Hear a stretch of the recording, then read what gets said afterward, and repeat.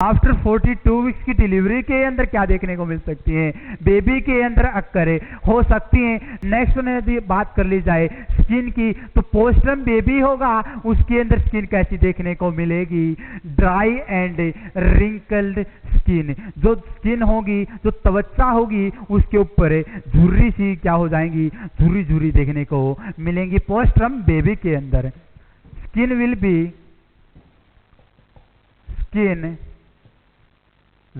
be dry and wrinkled in postpartum baby due to the किस कारणवश, due to the decrease amount of Wernicke's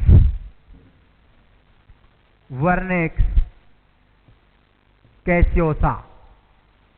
वर्निस caseosa क्या होता है, whitish substance. जब baby की डिलीवरी होती है तो बेबी की जो स्किन होती है उसके ऊपर क्या प्रेजेंट होता है, वाइटिश सब्सटेंस प्रेजेंट होता है, जिसको क्या बोलते हैं, वर्निक्स कैसियोसा बोलते हैं। यदि वर्निक्स कैसियोसा की क्या हो जाए, डेफिशिएंसी हो जाए आफ्टर 42 वीक्स, तो क्या देखने को मिलेगा, जो स्किन है वह कैसी होगी, ड्राई एंड रिंकल्ड स्किन देखने को मिलेगी। नेक्स्ट हम बात कर लेते हैं second healthy newborn baby की कैरेक्टरिस्टिक्स के बारे में जान लेते हैं। ये अपन ने फर्स्ट वन क्या जाना, characteristics of healthy newborn baby के अंदर delivered within 37 to 42 weeks. यदि बच्चा डिलीवर होता है 37 से 42 वीक्स के दौरान, तो उसे किस में काउंट किया जाएगा, किस कैटेगरी के अंदर काउंट किया जाएगा, हेल्दी न्यू बोर्न बेबी के अंदर। यदि सेकेंड वन बात कर ली जाए,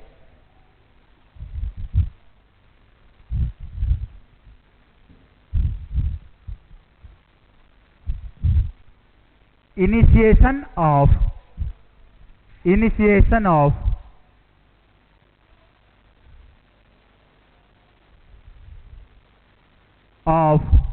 respiration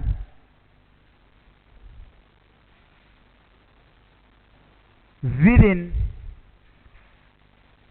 90 seconds after birth। क्या होना चाहिए, जो रेस्पिरेशन है, ब्रीथिंग की एक्टिविटी है, वह स्टार्ट हो जानी चाहिए। यदि क्या है, हेल्दी बोर्न बेबी है, उसके अंदर विद इन 90 सेकेंड, 90 सेकेंड के अंदर ही क्या हो जानी चाहिए, रेस्पिरेशन स्टार्ट हो जाना चाहिए। यदि ऐसा नहीं होता है तो क्या इंडिकेट करेगा, या तो बच्चे के अंदर कौन सी कंडीशन है, RDS रेस्पिरेटरी डिस्ट्रेस सिंड्रोम की कंडीशन है, या बर्थ एस्पेक्सिया की कंडीशन है। ये दोनों की दोनों कंडीशन इंडिकेट करेगा। यदि किसी बेबी के अंदर विद इन 90 सेकेंड क्या नहीं होती है, रेस्पिरेशन स्टार्ट नहीं होता है, तो if doesn't occur, then it indicates RDS and birth asphyxia।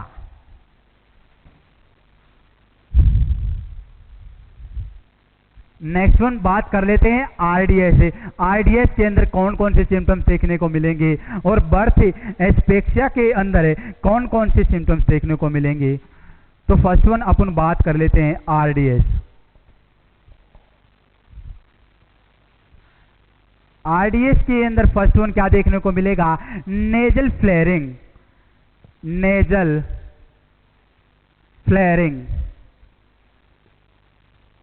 Second one यदि बात कर ली जाए नेजल फ्लेयरिंग के बाद क्या देखने को मिलेगा, चेस्ट प्रोट्रूजन।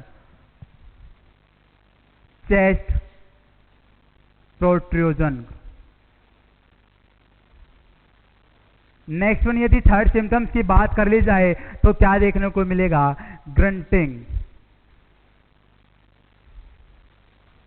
फर्स्ट वन यदि नेजल फ्लेयरिंग की बात कर ली जाए, नेजल फ्लेयरिंग क्या होता है, widening of the outward nostrils, जो अपने आउटवर्ड नोस्ट्रिल्स होंगी, जो बच्चे की आउटवर्ड नोस्ट्रिल्स होंगी, वे ड्यूरिंग इंस्पायरेशन, जब बच्चा क्या करेगा, सांस लेगा, ब्रीथिंग इनहेल करेगा, उस टाइम क्या हो जाएंगी, आउट टू इनहेल क्या हो जाएंगी, आउटवर्ड क्या हो जाएंगी, इनहेल हो जाएंगी during inhale. Widening of the outer nostrils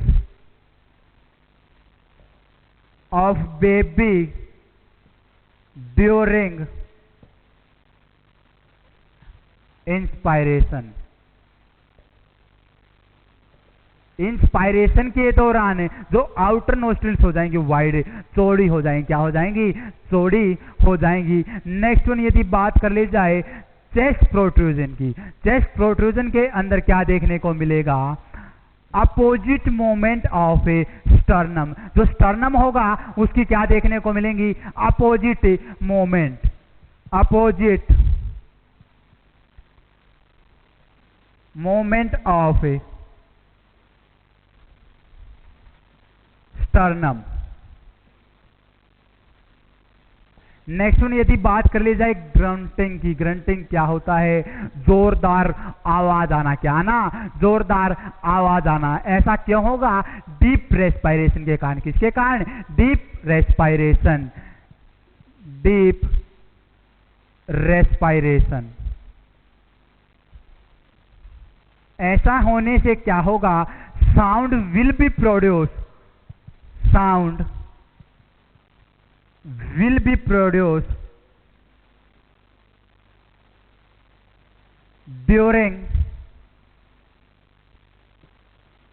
exhalation। Exhalation के दौरान क्या देखने को मिलेगा, साउंड देखने को मिलेगी, क्या देखने को मिलेगी, साउंड सुनाई देगी, देखने को मिलेगी। कैसी साउंड आएगी, जोरदार साउंड आएगी, जोरदार है आवाज आएगी, उसी को क्या बोलते हैं, ग्रंटिंग बोलते हैं। क्या बोलते हैं, ग्रंटिंग। किसका साइन एंड सिम्टम्स है ये, आरडीएस का, रेस्पिरेटरी डिस्ट्रेस सिंड्रोम का क्या है, sign and symptoms. Next one यदि बात कर ली जाए asphyxia, birth, birth asphyxia. Birth asphyxia के अंदर दो कंडीशंस देखने को मिलती हैं, lividis and pallidis, lividus and pallidus. क्या है, इसके टू पार्ट्स हैं बर्थ एस्पेक्सिया के। तो जो लिविडिस होगी इसके अंदर तो क्या होगा, कौन सी स्टेज होगी, साइनोसिस की स्टेज होगी, किस चीज की स्टेज होगी, साइनोसिस की स्टेज देखने को मिलेगी। और इसके अंदर only and only respiratory system क्या होगा, फेलियर होगा, क्या होगा, फेलियर होगा, डैमेज होगा। बट अगर बात कर ली जाए पैलिडस स्टेज, कौन सी स्टेज, पैलिडस स्टेज के अंदर कौन सी कंडीशन होगी, शॉक की स्टेज होगी, कौन सी स्टेज होगी, शॉक की स्टेज होगी। इसके अंदर both respiratory and cardiac system क्या हो जाएंगे, फेलियर हो जाएंगे, डैमेज हो जाएंगे। तो ये अपन ने जाना, यदि क्या होता है विद इन 90 सेकेंड के अंदर रेस्पिरेशन इनिशिएट स्टार्ट नहीं होता है, तो ये कंडीशन सारी की सारी देखने को मिल सकती हैं। नेक्स्ट वन यदि अपन बात कर ले जाए हेल्दी न्यूबॉर्न बेबी की क्राइटेरिया या क्लासिफिकेशन या कैरेक्टरिस्टिक्स के बारे में पढ़ रहे हैं, तो विदाउट एनी कंजेनाइटल एबनॉर्मलिटी, क्या होना चाहिए, बेबी की डिलीवरी होनी चाहिए without any, third one point, baby delivered without any congenital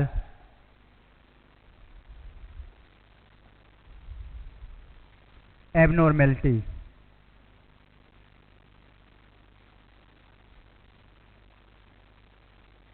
बच्चे का जन्म होना चाहिए किसी भी कंजेनाइटल, उसके अंदर कोई भी कंजेनाइटल एबनॉर्मलिटी प्रेजेंट नहीं होनी चाहिए।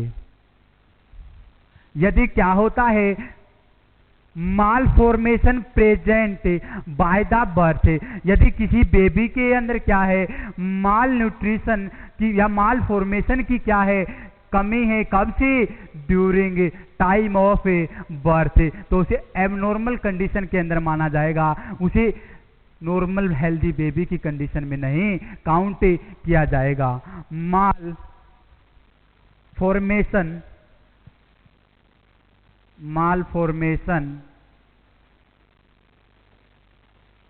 Present by the birth, baby के अंदर माल फॉर्मेशन की कंडीशन किस कारणवश हो सकती है। फर्स्ट वन यदि बात कर ली जाए किस कारणवश हो सकती है, मैटरनल इन्फेक्शन, यदि जब बच्चा कहाँ हो, इंट्रा यूट्राइन लाइफ में हो और मदर को क्या हो, इन्फेक्शन हो, तो क्या हो सकता है, बेबी के अंदर माल फॉर्मेशन की कंडीशन है प्रेजेंट हो सकती है। फर्स्ट वन मैटरनल इन्फेक्शन,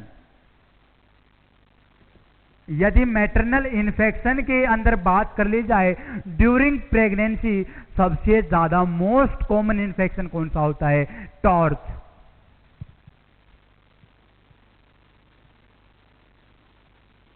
यदि टॉर्च की फुल फॉर्म की बात कर ली जाए, toxoplasmosis, other virus, rubella virus, cytomegalo virus, herpes simplex virus या HIV भी बोल सकते हैं, ह्यूमन इम्यूनोडेफिशिएंसी वायरस भी बोल सकते हैं। फर्स्ट वन अपन ने जाना, टी से क्या होगा, टॉक्सोप्लाज्मोसिस वायरस, ओ से अदर वायरस, आर से रूबेला वायरस, सी से साइटोमेगालो वायरस, एस से herpes simplex virus. Next one अपन बात कर लेते हैं क्या है, यदि बात कर ली जाए normal rubella टाइटर,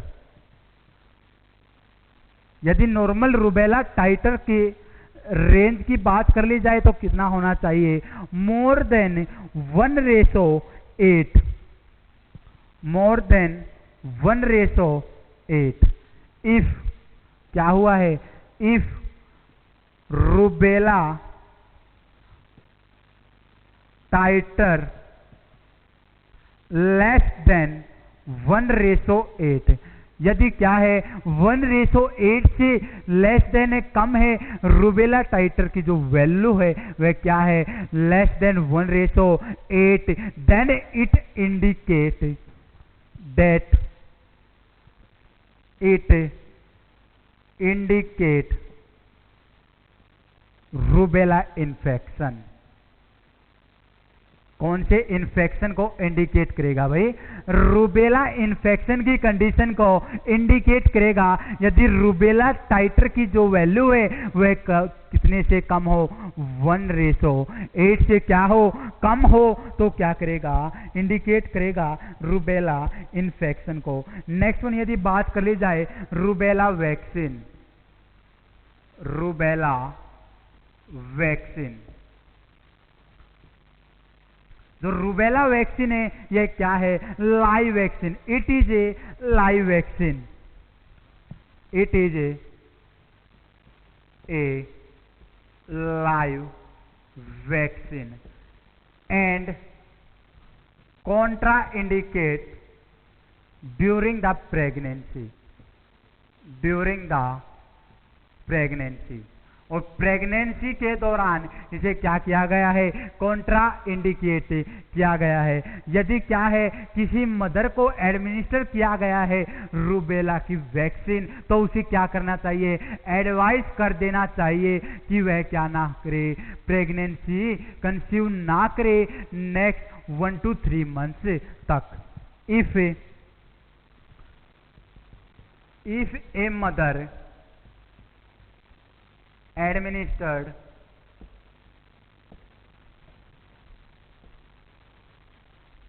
rubella vaccine,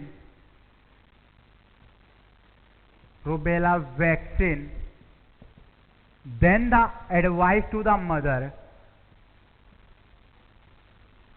advice to the mother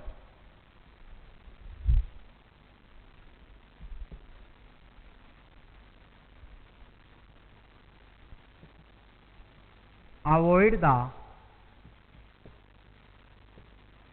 pregnancy next 1 to 3 month. 1 से 3 महीने तक क्या करना है, अवॉइड करना है प्रेगनेंसी को। तो नेक्स्ट वन अपन बात कर लेते हैं,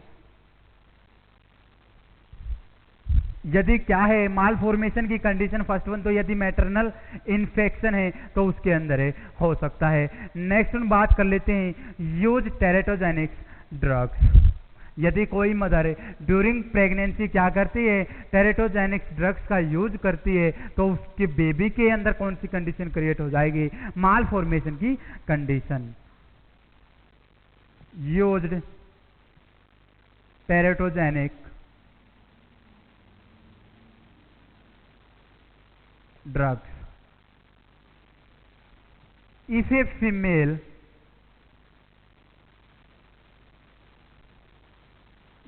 a female taken teratogenic drugs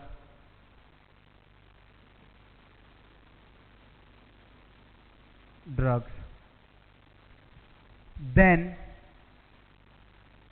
teratogenic drugs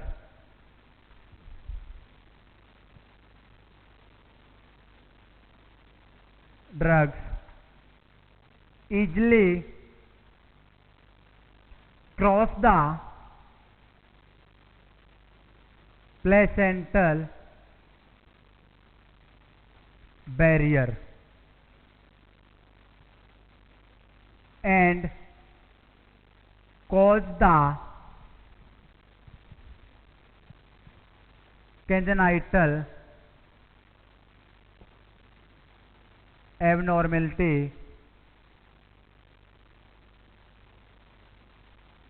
in fetus।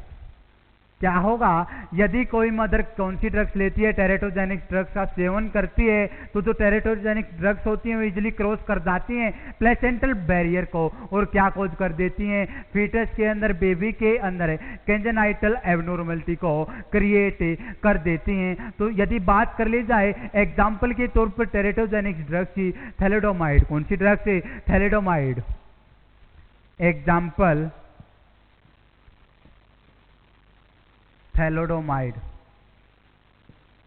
जो थैलिडोमाइड ड्रग्स यदि किसी मदर ने ड्यूरिंग प्रेगनेंसी ली है तो क्या करेगी, it destroy the heart cells, जो हार्ट की सेल्स होंगी उनको डिस्ट्रॉय कर देंगी और create congestive heart disease. It destroy the heart cell and create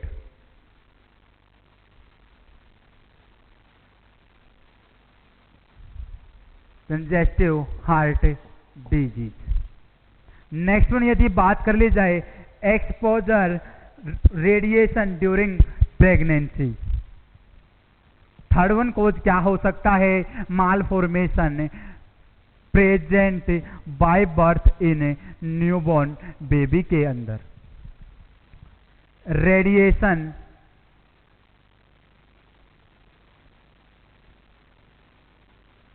expose during pregnancy. क्या किया है, प्रेगनेंसी के दौरान रेडिएशन को एक्सपोज कर लिया है किसी मदर ने, तो उसके अंदर कौन कौन सी कंडीशंस देखने को मिल सकती हैं। यदि बात कर ली जाए एग्जांपल की, तो first one NTD neural tube defect देखने को मिल सकता है। कौन सी कंडीशन, एनटीडी। एनटीडी के अंदर स्पाइना बाइफिडा देखने को मिल सकता है, एनेनसिफेली देखने को मिल सकती है, एनेनसिफेलोसिल देखने को मिल सकता है। कौन कौन सी कंडीशन, स्पाइना बाइफिडा की अपन बात करें, स्पाइना बाइफिडा क्या है, स्पाइनल कॉर्ड की एबनॉर्मलिटी होती है। इसके बारे में नेक्स्ट क्लासेस में डीपली पढ़कर चलेंगे। पूरा का पूरा एनटीडी के अंदर न्यूरल ट्यूब डिफेक्ट के अंदर है, डिस्क्राइब हो जाएगा। नेक्स्ट वन अपन बात कर लेते हैं, सेकंड वन कौन सी कंडीशन देखने को मिल सकती है, cleft lip and cleft palate. Cleft left and cleft palate की कंडीशन देखने को मिल सकती है। नेक्स्ट वन यदि बात कर ली जाए तो third one is the congenital heart disease. क्या देखने को मिल सकता है? कंजेनाइटल हार्ट डिजीज किसके कारण होगा? ये तीनों की तीनों कंडीशंस किसके कारण अक्कर हो सकती हैं? Radiation exposure. यदि किसी मदर ने ड्यूरिंग प्रेगनेंसी क्या की है? रेडिएशन को एक्सपोज किया है तो उसके अंदर एनटीडी की कंडीशन अक्कर हो सकती है। Cleft lift and cleft palate की कंडीशन अक्कर हो सकती है। कंजेनाइटल हार्ट डिजीज देखने को मिल सकती है। तो नेक्स्ट वन अपन बात कर लेते हैं baby delivered with normal parameter. Fourth one, baby delivered with normal parameters.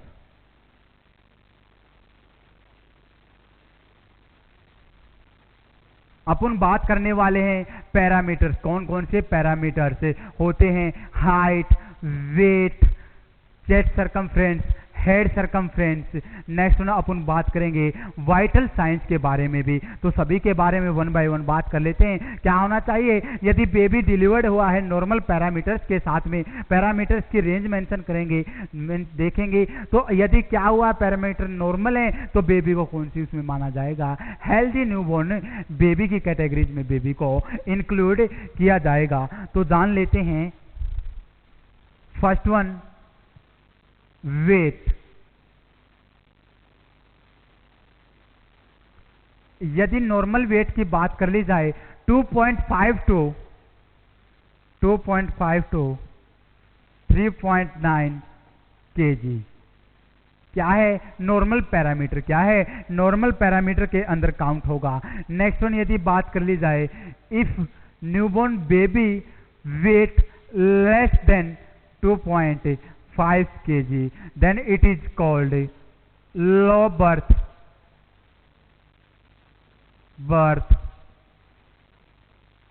weight baby। Second one यदि बात कर ली जाए, हाइट। नॉर्मल हाइट कितनी होती है? 45 to 55 सेंटीमीटर। 45 to 55 centimetre.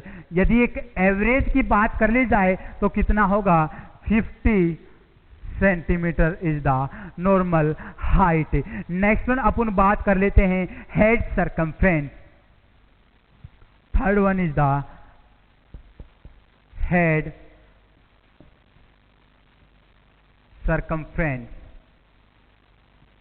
यदि बात कर ली जाए हेड सरकमफ्रेंस की, हेड सरकमफ्रेंस नॉर्मल कितना होता है? 33 to 35 सेंटीमीटर। कितना होगा भाई? 33 to 35 सेंटीमीटर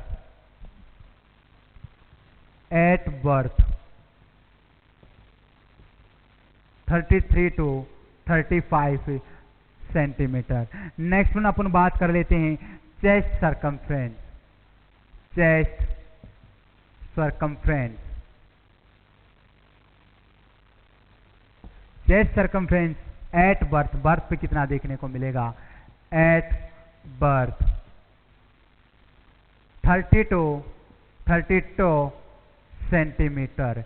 जो head circumference is more than 3 centimetre from chest circumference. जो हेड सरकमफ्रेंस होगा 3 सेंटीमीटर ज्यादा होगा किसके कंपैरिजन में? चेस्ट सरकमफ्रेंस के कंपैरिजन में। नेक्स्ट वन अपन बात कर लेते हैं mid arm circumference. Mid arm circumference. Mid arm circumference. यदि मिड आर्म सरकमफ्रेंस की बात कर ली जाए तो एट बर्थ कितना होगा? एट बर्थ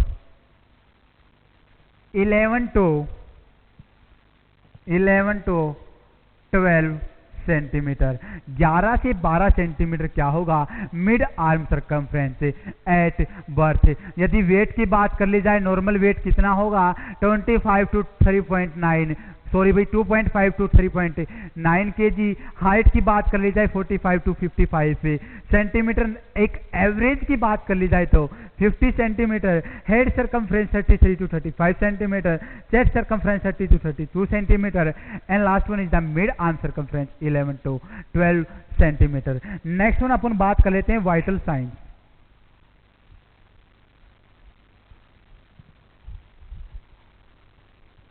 वाइटल साइंस,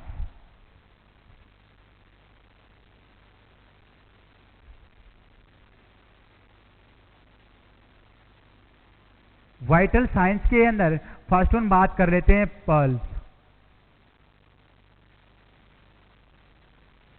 यदि नॉर्मल पल्स रेट की बात कर ली जाए एट बर्थ, न्यूबॉर्न बेबी के अंदर कितनी होंगी, 120 to 160 beat per minute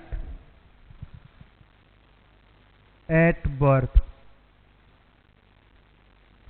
120 to 160 beat per minute. यदि बात कर ली जाए जो पल्स होंगी वह न्यूबॉर्न के अंदर ऐसे कहां से मेजर, जो मोस्ट कॉमन साइट है वह कौन सी मानी गई है न्यूबॉर्न बेबी के अंदर, एपिकल पल्स। कौन सी पल्स को एसेस करेंगे, apical pulse. Assess apical pulse. Fourth, intercostal space mid clavicular line. कौन सी लाइन के अंदर, मिड क्लेविकुलर लाइन होगी, या बिलो द निपल भी अपन बोल सकते हैं, या कौन सा एरिया, मिट्रल एरिया या मिट्रल वॉल पे क्या हो सकती है, एपिकल पल्स एसेस हो सकती है। सबसे ज्यादा मोस्ट कॉमन बच्चे के अंदर कौन सी पल्स टेकन की जाती है, apical pulse at mid clavicular line, mid clavicular line. Second one यदि बात कर ली जाए अडल्ट के अंदर क्या है, अडल्ट के अंदर यदि बात कर ली जाए एपिकल पल्स को एसेस करना है तो फिफ्थ इंटरकोस्टल स्पेस। कौन सी स्पेस है, fifth intercostal space at mid clavicular line. यदि प्रेग्नेंट लेडी की बात कर ली जाए, यदि प्रेग्नेंट लेडी के अंदर एपिकल पल्स को एसेस करना है तो साइट क्या होगी, fourth intercostal space at mid clavicular line. Same है जो कि बच्चे के अंदर होगी वही किसके अंदर होगी, प्रेग्नेंट मदर के अंदर होगी। नेक्स्ट वन, सेकेंड वन बात कर लेते हैं टेम्परेचर। यदि नॉर्मल टेम्परेचर की बात कर ली जाए 36.5 degree centigrade to 37.5 degree centigrade क्या होगा, नॉर्मल टेम्परेचर होगा न्यूबॉर्न बेबी के अंदर। यदि लेस देन 36.5, यदि क्या है, if less than 36.5 degree centigrade, then it leads hypothermia. किसको लीड करेगा, किसको इंडिकेट करेगा, हाइपोथर्मिया की कंडीशन को इंडिकेट करेगा न्यूबॉर्न बेबी के अंदर। यदि टेम्परेचर क्या है, less than 36.5, it indicates hypothermia, पोथर्मिया। नेक्स्ट वन बात कर लेते हैं, third one is the respiration rate. Respiration rate, यदि रेस्पिरेशन रेट की बात कर ली जाए तो नॉर्मल रेस्पिरेशन रेट कितनी होगी, 32 to 60 breath per minute. Next one बात कर लेते हैं ब्लड प्रेशर। किसके बारे में, blood pressure. Blood pressure, normal blood pressure क्या होगा, दोनों के बारे में जान लेते हैं। सिस्टोलिक कितना होगा, डायस्टोलिक कितना होगा। फर्स्ट वन बात कर लेते हैं सिस्टोलिक, सिस्टोलिक होगा 60 to 80 mmHg। कितना होगा भाई? 60 to 80 mmHg। यदि बात कर ली जाए डायस्टोलिक की, किसकी भाई? डायस्टोलिक। डायस्टोलिक कितना होगा? 40 to 60 mmHg। किसके अंदर? न्यूबॉर्न बेबी के अंदर अपन ने बात की। दोबारा जान लेते हैं एक बार शॉर्टली। यदि क्या पढ़ रहे हैं अपन? Vital signs. न्यूबॉर्न बेबी के अंदर यदि पल्स रेट की बात कर ली जाए 120 to 160 बीट पर मिनट। कहां से? Fourth intercostal space at mid clavicle line से क्या करेंगे? एपिकल पल्स को एसेस करते हैं। नेक्स्ट वन अपन ने जाना टेम्परेचर। नॉर्मल टेम्परेचर कितना होता है? 36.5 to 37.5 degree centigrade. Next one अपन यदि क्या है? 36.5 डिग्री सेंटीग्रेड से क्या है? टेम्परेचर लेस है तो क्या इंडिकेट करेगा? क्या लेट करेगा? हाइपोथर्मिया। नेक्स्ट वन अपन ने जाना रेस्पायरी रेट। रेस्पायरेशन रेट कितने होंगे या रेस्पिरेटरी रेट कितने होंगे? 30 to 60 breath per minute normal condition होगी। यदि ब्लड प्रेशर की बात कर ली जाए सिस्टोलिक होगा 60 to 80, यदि डायस्टोलिक की बात कर ली जाए 40 to 60 mmHg। नेक्स्ट वन कुछ नॉर्मल टर्मिनोलॉजी हैं उनके बारे में जान लेते हैं।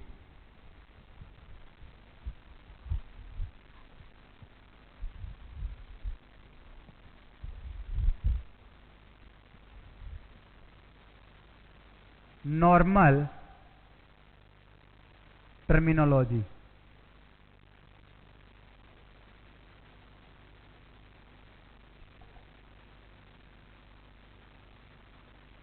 First one live birth. Live birth product of conception.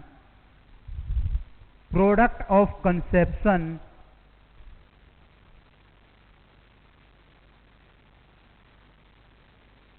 conception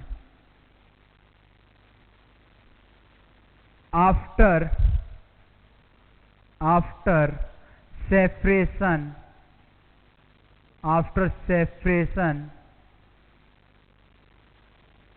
from mother. So living evidence, live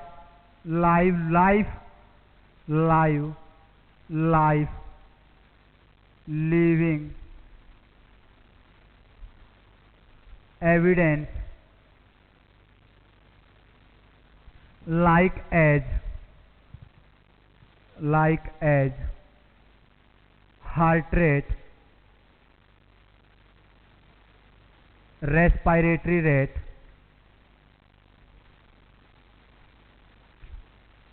then it is also known as live birth। क्या हुआ है? क्या बोला? Product of conception. जो प्रोडक्ट है कंसेप्शन का आफ्टर सेपरेशन फ्रॉम मदर। किससे separate हुआ है? मदर से सेपरेट होने के बाद क्या करे? शो करे एविडेंस। कौन से एविडेंस? Living evidence. कौन से? लिविंग एविडेंस शो करे तो उसे लाइक एज। अगर लिविंग एविडेंस की बात कर ली जाए, एविडेंस क्या होगा? कोई सबूत हो। जैसे उसके अंदर क्या किया अपन ने? हार्ट रेट मेंशन की, पल्स रेट मेंशन की। कहां से करते हैं? एपिकल पल्स से क्या किए? अपन ने हार्ट रेट को मेंशन किया और हार्ट रेट अपन को एसेस हो रही है या रेस्पिरेटरी रेट क्या हो रही है? एसेस हो रही है। तो क्या है? लाइफ एविडेंस की कंडीशन है, उसी को लाइव बर्थ बोला जाएगा। सेकेंड वन बात कर लेते हैं still birth. Still birth product of conception, product of conception after separation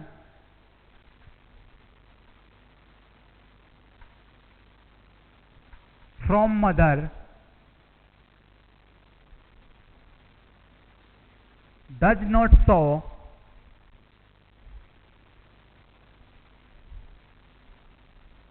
any living evidence या live evidence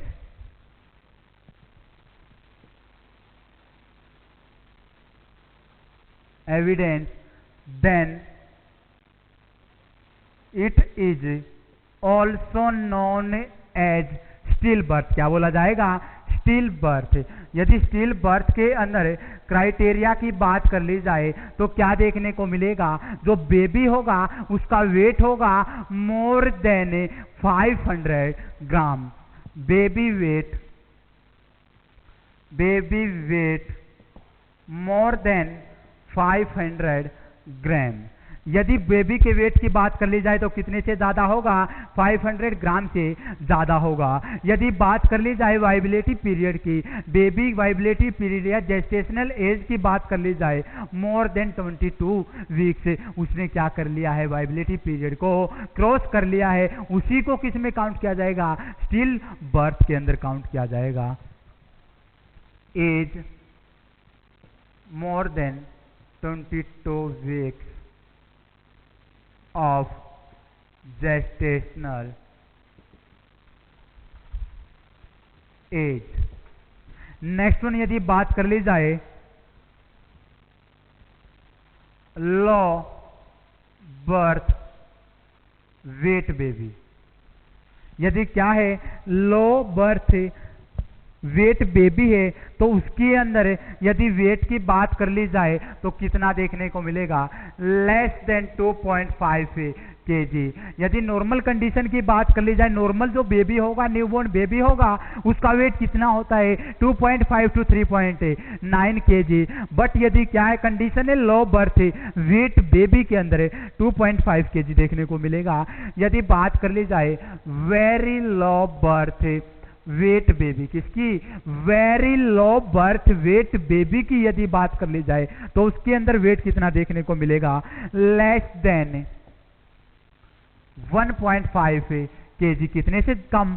1.5 kg से कम देखने को मिलेगा वेट किसके अंदर? Very low birth weight baby के अंदर। यदि बात कर ली जाए extreme low birth weight baby, कौन सी कंडीशन है?